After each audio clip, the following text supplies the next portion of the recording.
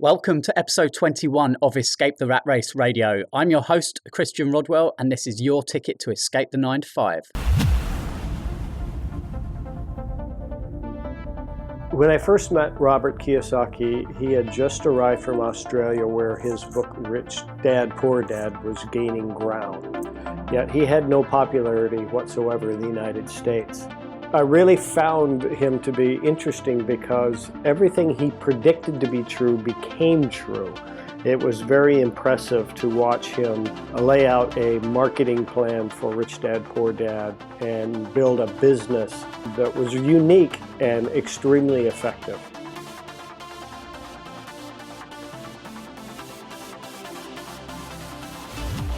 On this week's episode of Escape the Rat Race Radio, I have a real treat for all you personal development lovers. Now, for me, I've shared the story many times. It was Jim Rohn that first switched me on to personal development, and it was my friend who popped a Jim Rohn CD into his car player back in 2004, and I really never looked back since that point. And that led me on to discovering so many greats such as Tony Robbins and many, many others. And today I've invited Gary Chappell to be the guest on Escape the Rat Race Radio. Now, Gary Chappell is a name that many of you may not recognize, and that's because Gary is someone who really keeps his name really under the radar. Gary is instrumental in the whole birth of personal development, and Gary is the former CEO of Nightingale Conant and the newly appointed World Ambassador for the Napoleon Hill Foundation. So I'm sure many of you will have read Think and Grow Rich, and I'm sure many of you will have listened to many audios from the greats, the authors who were part of the Nightingale Conant setup. And Nightingale Conant has been around since 1960 and is the world's largest publisher of self-help and career-building information in the form of CDs, videos, and digital downloads. Now, Gary's name doesn't show up in headline news and he's not considered a guru, yet there's few people on the planet which have touched the lives of so many other human beings. And Gary's efforts have helped give birth to countless spiritual, self-help and financial gurus. As an endorsement, Gary has worked with some of the biggest names in the industry, people such as Anthony Robbins, Tracy, Denis Waitley, Vitale, Deepak Chopra, Robert Kiyosaki, Earl Nightingale, and many, many others. So there's some real gems that come up in this conversation today. And it was just such a pleasure to really pick Gary's brains and find out what that early time of personal development, before it was really a buzzword and way before the internet and Twitter and social media, which has really provided a platform now for so many people to follow in the footsteps of those greats that led before. So I'm sure you're going to enjoy this, and I'm not going to let you wait any longer. So let's head over to the interview with Gary Chappell. So Gary, was there a defining moment that sent you on this path of personal development and led you to work with all the legends of personal development that you have done? Yes, indeed, there was a defining moment. To give you a little background first, we need to go back to when I was 31 years old. And believe it or not, I was living in a treehouse in Sarasota, Florida. I made my primary income as a handyman carpenter and a drummer in a rhythm and blues band. It was Christmas of 1983. And my family was having a reunion in Chicago. So I decided to venture up there. Being from Florida, I didn't have a winter coat. Yet I was expecting to go out and see some of the great blues bands and visit some of the blues bars in Chicago. But when I arrived, it was 60 below wind chilled and far too cold to venture the windy streets of Chicago. My brother was living in Chicago at the time, and he was working at a company called Nightingale Conant. They were doing very well, and they had just bought a new building, and they were remodeling. So I asked my brother to put me to work for the week that I was there. And Nightingale Conant is an esteemed organization that published personal and professional development programs. And being a musician, I had a Walkman wherever I went. It was a cassette player at the time. And I was working on the studio that they were just building. And I had asked the gentleman who was going to manage the studio if I could listen to one of the programs that they were selling. I was curious. So I popped in a program titled The Psychology of Winning. And I had never heard anything like it in my life.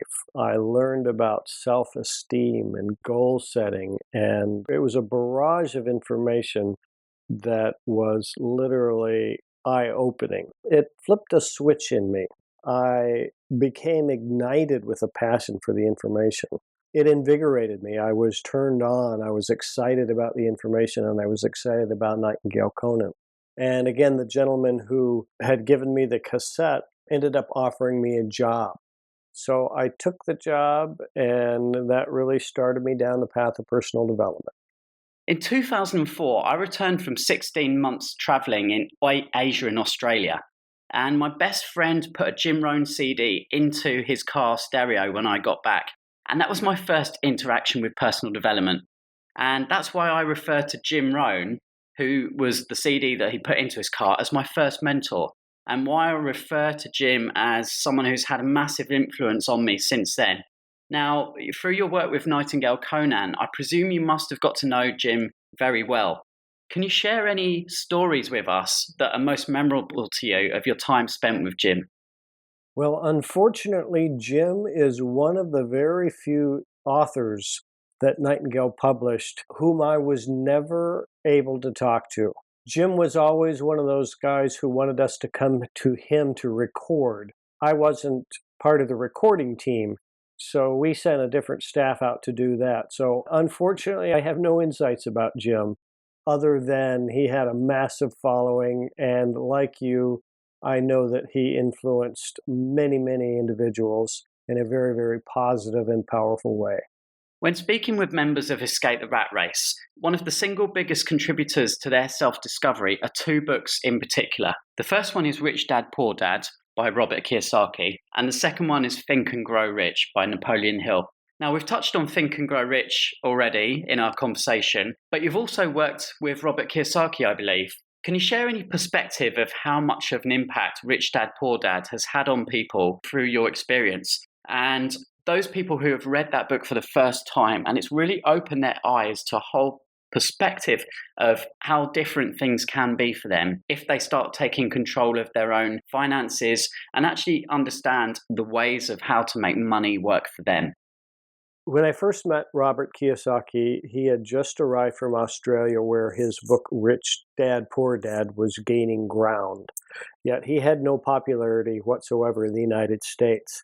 And he was a very interesting guy because he laid out his plan for us. He says, this is how this is going to unfold. And he talked about how he was going to do the book and how he was going to do the audio. He knew Nightingale Conant had such an aggressive and massive reach with the baby boomer market. I really found him to be interesting because everything he predicted to be true became true. It was very impressive to watch him lay out a marketing plan for Rich Dad, Poor Dad and build a business that was unique and extremely effective. Robert's book was indeed one of Nightingale Conant's bestsellers. It took the top spot very rapidly and maintained that position for quite some time. One of the great benefits of being an employee of Nightingale Conant was not just the salaries that we received. I was personally very, very inspired and motivated by the testimonials we received daily because we had such a vast array of tremendous authors. It was very inspiring to see how many people's lives were changed by our programs. And Robert Kiyosaki's program, Rich Dad, Poor Dad, was one of those programs that triggered a tremendous amount of testimonials, people stating how they were able to, for the first time, get a great understanding how the world works economically. As you say, it was very eye-opening for many, many of our customers, as well as it was for those of us who work there. You may or may not be aware, but recently there was a new world heavyweight boxing champion of the world from the United Kingdom, and his name was Anthony Joshua. Now, Anthony posted on Instagram about a year or a year and a half ago that he'd been inspired by reading Think and Grow Rich. Now, this was around a year before he became the heavyweight champion of the world. So, do you have any stories of leaders or champions of their industry that can accredit their success from reading Think and Grow Rich? As a matter of fact, I have quite a few stories around Napoleon Hill and the information that he published. The world champion boxer Ken Norton was another athlete who had read Think and Grow Rich and applied that information to his profession. Bruce Lee was another. Dave Thomas of Wendy's was another. Shane Moran is the co-founder of the fastest growing network marketing company ever created, and he credits their success to the information provided by Napoleon Hill.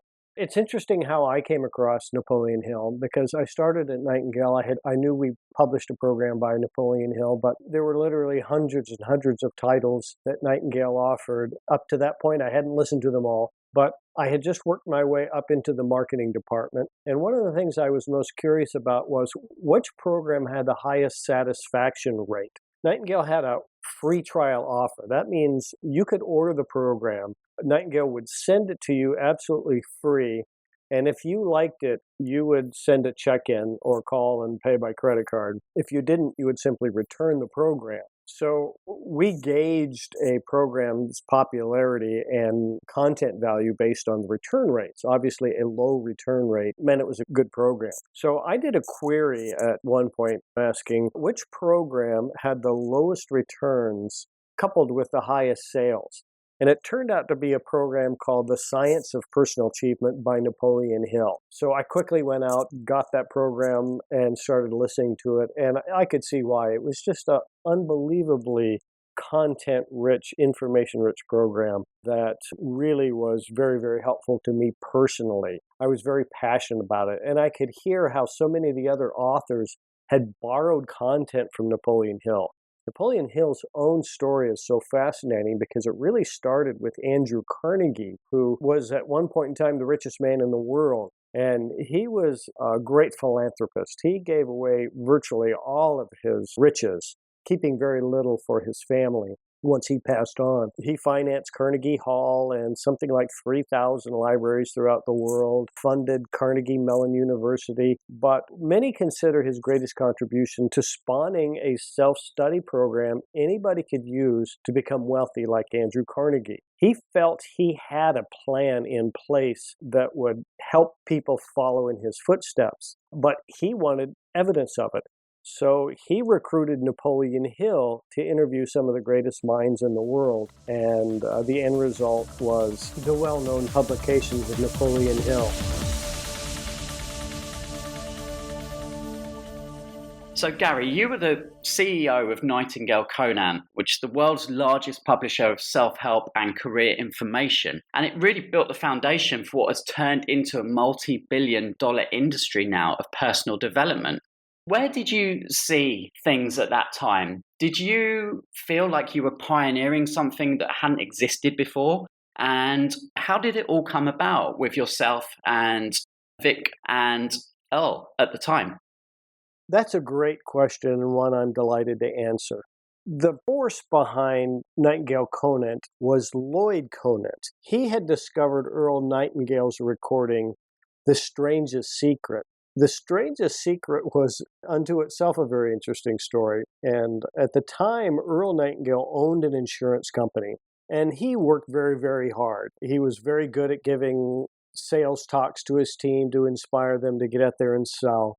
And he decided he was going to go on a fishing trip for a couple weeks. He hadn't taken time off. He deserved it. So he had decided he was going to record a message and leave it for them. The day before that recording, he woke up at 3 a.m., just struck by an idea, and he immediately sat down by his tape recorder and recorded about a 30-minute message. And he turned that over to his sales team and went off on his fishing trip. Well, by the time he had returned, that message had impacted not only his sales team, but the many people that they had duplicated that recording for and passed it along to. It was a very powerful message and really was the first of its kind to go viral. Ultimately, that became the only spoken word recording to earn a gold record. Well, Lloyd Conant had heard that recording and contacted Earl and made a proposal to him. Lloyd's background was in direct marketing. He was basically an advertising agency. He had pioneered a method of tying a bunch of typewriters together and personalizing letters that would go out in the mail. So he had that niche, and he had built it into a pretty successful business. But he was so moved by the message that Earl had recorded that he decided that's the business he wanted to go into. So he made a proposal that they spin off and start a company, and they start developing self-help programs by Earl Nightingale. And they did that very thing for many years. Earl and Lloyd created Lead the Field, which became a best-selling audio program. At first, they packaged up Lead the Field in a case with multiple records and sold distributorships, and those distributors went door to door and sold the program. But once the cassette came out, that really revolutionized the way recordings could be listened to, and that really was the start of the growth period for Nightingale Conant, because Lloyd was wise enough to know that people could take advantage of their downtime, their drive time, their commute time, to learn information that could really empower them. Once that happened, they started taking on other authors and became a full-fledged personal development publishing company. I was fortunate enough to join Nightingale shortly after they had had a massive growth. They had gone from a struggling organization just a couple years prior to a very successful organization because of the cassette, and also because they offered the free trial that I had mentioned earlier in this interview. Those two combined really, really helped fund the growth of Nightingale Conant. Now, my role wasn't nearly as difficult as Lloyd's. Lloyd was the pioneer. He was the marketing force. Earl was the first author that Nightingale had. And I was just fortunate enough to join a fabulous company that really empowered and impassioned me. As I mentioned earlier, I started as a carpenter at Nightingale, building the studio, and I rose through the ranks. That really happened for me because the first few weeks I had started at Nightingale, I felt like I owned it. I felt like it was my company, and I treated it that way. I'm surprised I didn't get fired. When I came across a problem, I don't care what department it was in, if I recognized a problem, I would always bring it to the attention of the individual that was in charge. But if they didn't solve the problem, if it was something that continued to recur, I made sure that problem was solved. And I was fortunate enough to work through many of the departments in the organization. And for the most part, I worked my way up to the CEO position by being very good at solving problems. So statistics, according to Forbes, say that self-improvement represents $11 billion industry in the US alone. And this was really pioneered by Nightingale Conant. So I'd love to know what your take is on how this industry has evolved since the birth of social media and YouTube and Facebook. Has this made this content more available and accessible? And has it actually made it easier for people to enter the arena of being the so-called expert when it comes to self-improvement and being able to live a fulfilled life? There's no question that social media and the internet has allowed personal development to become more easily accessible. There's many upsides to easy access. On the other hand, it allows anybody to get into the arena. Nightingale Conant, as a major publishing company, was responsible for making brand names out of many, many authors. Nightingale took a lot of time and effort to cull the best authors out there, authors with original content, helpful content. But now we see on the internet people just copying content and repurposing it as their content, which is okay because different people align themselves with different speakers. But I believe there's now an overabundance of information out there, and it's kind of hard to tell who to follow. People are getting into the business now and making claims to be authorities when they're really not. So there's a downside to the internet as well. But overall, there's no question it does make personal development information very easily accessible. And on YouTube, for example, it can be free. So from a consumer perspective, that's probably a good thing. So with this advancement in technology comes really a double-edged sword, because as content is more accessible, so people can become more self-proclaimed experts in this area with uncertified track records. What's your thoughts on this? As I mentioned in my prior answer, I believe that we have a plethora of so-called authorities floating around out there, and they're everywhere you turn. And it makes it difficult to figure out which information is legit. Some people aren't really trying to be helpful, they're trying to sell you something. And I think there's a big distinction. I have great respect for many people that are out there today. There's tremendous speakers out there with very valuable content. Yet on the flip side, you're absolutely correct. There are even more people out there proclaiming to have valuable content at a relatively high price that does not deliver on the promise. There's a new generation of young personal development focused entrepreneurs which have built millions of followers on social media, such as Tai Lopez, Lewis Howes, and Marie Forleo. How would you compare these people to their predecessors, such as Brian Tracy, Joe Vitale, and Denis Waitley? And how much of their message would you say is an evolution of the predecessors that you've worked with? There's a saying that I like, and it's, when the student is ready, the right teacher will come. And I think that's what we're seeing today. There's a large group of individuals that are seeking answers, and the contemporary authors that you mention seem to fill that role very well. I don't think that there's been an evolution in the information. It's said that there's nothing new under the sun, and I think that is particularly true in this industry. I think the content is simply repackaged, repurposed, and told in a different way with a different voice. It doesn't invalidate the value of the content that the new speakers use. It's still the same valuable ideas. And I know it's helping a great deal of individual. They have a large following for a very good reason, because they do a very good job of sharing what people need to hear. Undoubtedly, Tony Robbins has been a colossus in the personal development scene for the last 40 years. I'd love to know, when and where was the first time that you met Tony, and what kind of relationship did you guys have? Tony Robbins was unique among the authors I had the opportunity to work with. When I saw Tony for the first time, it was very early in my career at Nightingale. Lloyd was around in those days. When Tony entered the room, he did it with a very powerful presence. He was larger than life, literally and figuratively. He was so impressive. He was a perfect example of a powerful individual. He really was a remarkable guy. He had just such keen insight. He's really interesting to watch perform on stage, particularly with an individual. He is very adept at gaining deep insights with individuals when he has the opportunity to talk with them one-on-one. And he does that very well, again, in a group setting where he picks out an individual and drill down to the core issue this individual faces. I personally worked with Tony on a couple promotions, but it was a very professional relationship. He was always a considerate guy. Also, he knew exactly what he wanted to do, and he was very good at understanding what needed to be done. The thing about Tony was he filled a room with more presence than any individual I've ever met.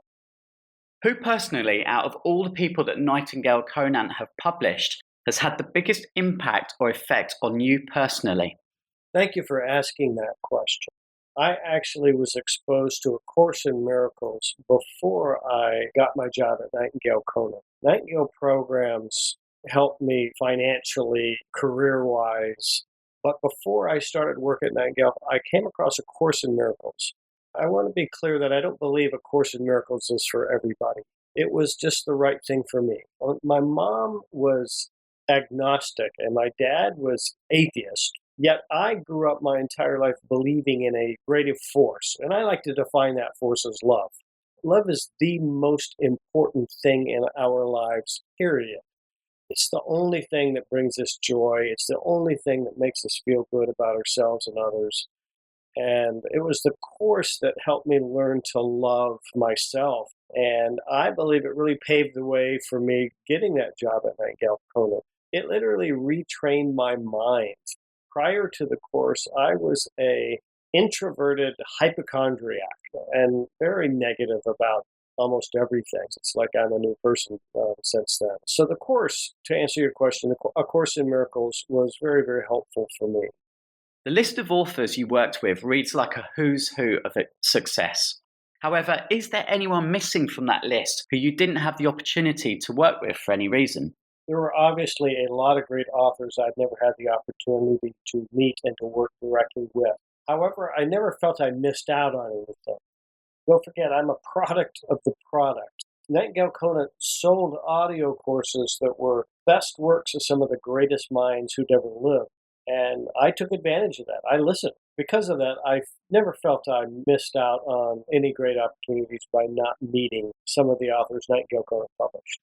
So we've talked about Jim Rohn, and he often speaks of the fundamentals. Now, in fact, one of my favorite Jim Rohn quotes is, "You've got to be a little suspicious of anyone who says they've got a new fundamental."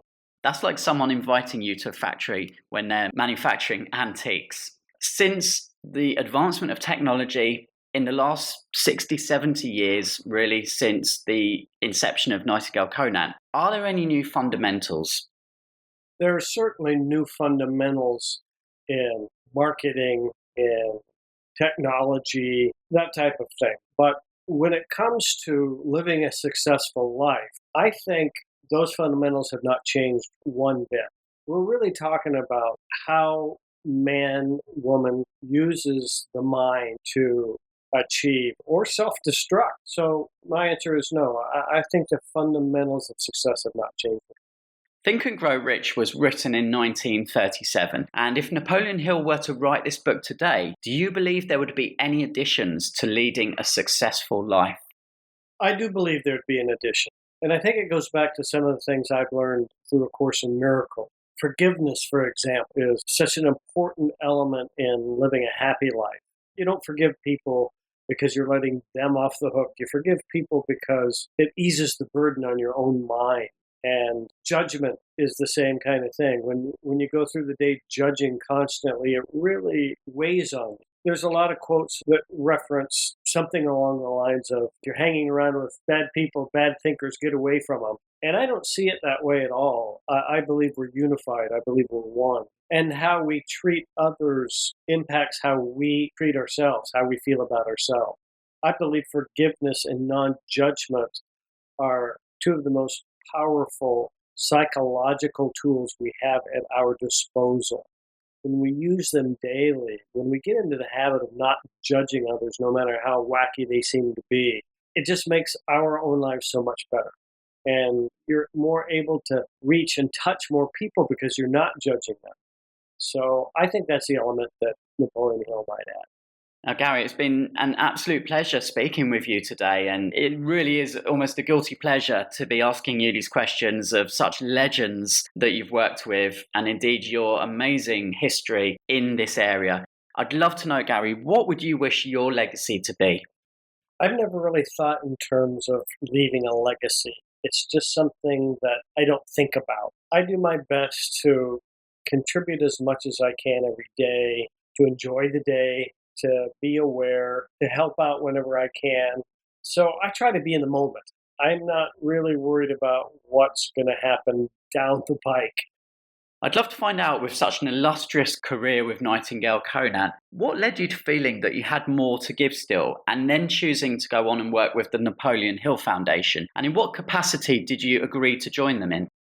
Well, you probably got a sense from this interview that I've always been very passionate about this content. And I've been fortunate enough to cross paths with many people who've asked me questions and who I genuinely feel like I've helped by giving them good advice. And, they've come back to me and thanked me. It's just so fulfilling when you teach what you've learned. I think there's no greater gift in this world than to teach what you've learned. And that's what I'm trying to do now. And I have a great deal of respect for Napoleon Hill. I think he's just put it all together in a way that's very succinct, very entertaining, very engaging, and very helpful, most importantly. After I'd retired, I approached the Napoleon Hill Foundation and asked if I could license some of their content because I believed in it so much. So I continue to play in the sandbox of marketing personal development material. From time to time, I cross paths with an individual who I know I'm helping. It's now over 80 years since the first publication of Think and Grow Rich. Now, there's no conceivable way that Napoleon Hill could have anticipated what life would be like now in 2017. Do you feel that the advancement in technology, specifically the introduction of the internet and the ability to connect with anyone instantly across the globe, has fundamentally changed the ability to manifest success? It's my belief that the internet gives easier access to the content individuals need in order to live a successful life. As I mentioned before, the fundamentals are the same. You still have to train your mind. You still have to develop self-discipline. You still have to learn to forgive, learn not to judge. You have to be proactive. You have to be a problem solver. All the things that we've all learned still hold true, and they were true 10,000 years ago. The internet has only given us easier and quicker access to the information we need to become successful. If someone were to ask you, Gary, what is the secret to living a purposeful and fulfilling life? What would be the one thing you think would have the greatest impact overall? I think the answer to that might be shut up and listen. Let me explain. Life is full of hurdles. I find that when I spend time in the morning being quiet and clearing my mind and just getting into a very relaxed state, I find that's when I have my best creative thinking. I believe in this state you're able to perceive things that you wouldn't when your mind is just spinning. So when I say shut up and listen, I mean try to turn off your thoughts. It's so easy to get distracted with so many unnecessary things, to get caught up. And that's why forgiveness is and non-judgment are so important, because again, it's not that you're letting somebody off the hook. It's just you're freeing up your mind. You're not spinning with unnecessary thoughts. So probably one of the most helpful things I've done has been to take time in the morning to get into a very clear, a blank-minded state and let the real valuable creative thoughts come. Well, I'd like to thank Gary Chappell there again for taking the time to speak to me and share those stories with all of our members of Escape the Rat Race. He really painted such a vivid picture, and I don't know about you, but certainly I felt like I was walking on those cold streets of Chicago into the Nightingale Conant building in those early days. And to hear some of those stories there, the influence that Think and Grow Rich had on people such as Bruce Lee. Can you imagine? Hearing the impact of when Tony Robbins walked into the office and Robert Kiyosaki with his vision at that early stage, knowing exactly how he wanted everything to pan out with his book, Rich Dad, Poor Dad, which went on to become a New York Times bestseller for many, many years. It remained at number one. What an amazing journey Gary has just taken us on. I hope you enjoyed that as much as I did. If you did, I'd love for you to share that with your friends. And if you have 2 minutes to leave a positive review on iTunes or Google Play or your favorite podcasting app and station, and let me know that you enjoyed that. And please let me know which guests you would like me to invite onto Escape the Rat Race in the future. I hope you've been enjoying the guests we've had recently, people such as Dr. John DeMartini, Roger Hamilton. You can drop me an email, hello@etrr.online, will get through to me, and I'll make sure that I do my very best to bring world leaders in personal development, business, and some of the most successful entrepreneurs who can share their story of how they escaped the rat race and created a life on purpose. That's it for another week of Escape the Rat Race Radio. Please head over to etrr.online. You can register for our latest webinar, and you can watch all of the recordings from our London meetups and catch up on any podcast episodes that you may have missed. That's it for me. Have a wonderful week. See ya.